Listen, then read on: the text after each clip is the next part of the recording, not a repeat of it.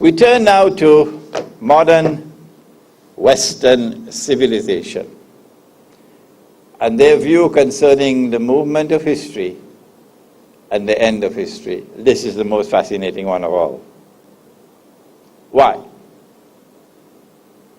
Modern Western civilization, and I have studied it for a long time, is an amazing phenomenon in history.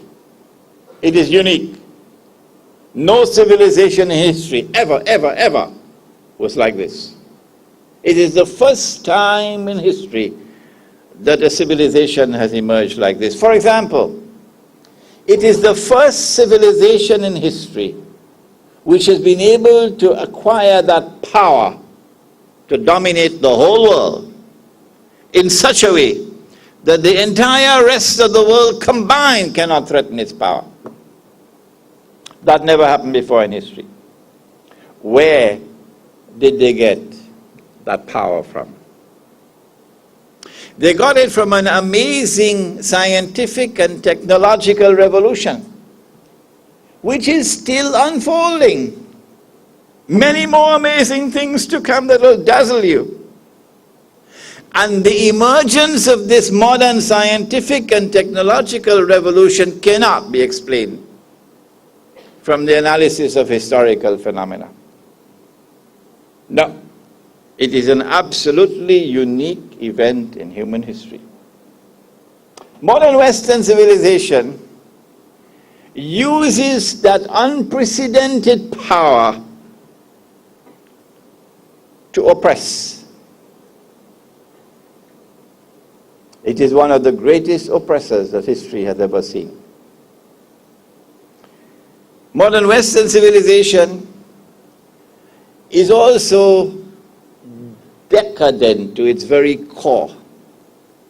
It is a civilization that is rotting at its very core, while yet at its periphery it glitters like gold. Never before in history do we have a legal certificate for a man marrying a man. It's the first time.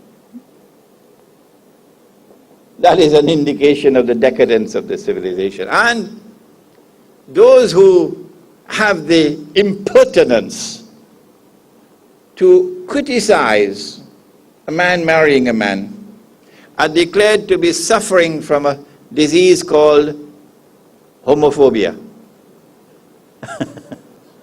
Something is wrong with these people.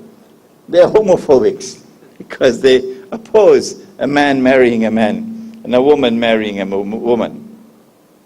Modern Western civilization, which has this awesome and unprecedented power, which is oppressing mankind, modern Western civilization, which is also decadent to its very core, also is a civilization with amazing powers of deception.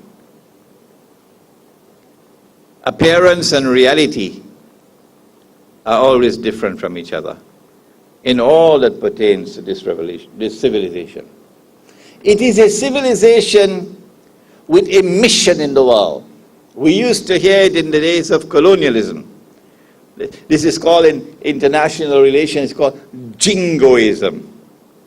That we have a mission to civilize mankind. And this mission took them not only to colonize the rest of the world, that's bad enough, but that didn't end the story. When they colonize a part of the world, they do not leave, they do not decolonize until and unless they have put in place institutions which will ensure that that society will continue to be ruled by them by proxy.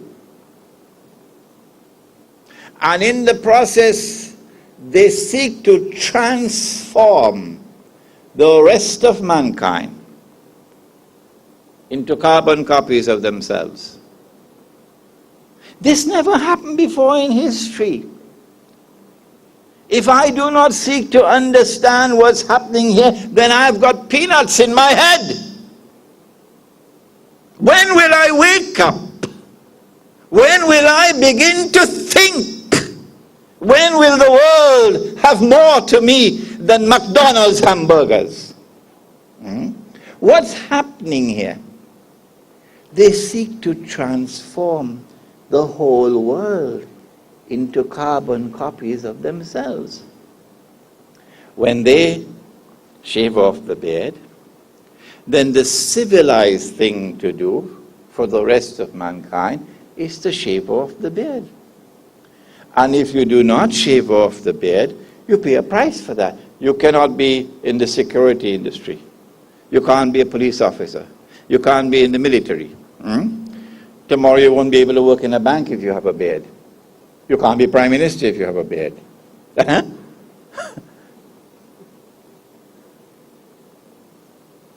then when their women take off their head covering, then they expect all the rest of the world to follow suit. And when your women stick to the head covering, then they say, well, you know, this is a cultural matter. They're not doing this because of religion. It's just Malay culture. Their obsession is to transform the rest of the world into carbon copies of themselves. And in order to further this process of transformation of mankind into carbon copies of themselves, they bring to the world something called globalization. That the whole world becomes connected.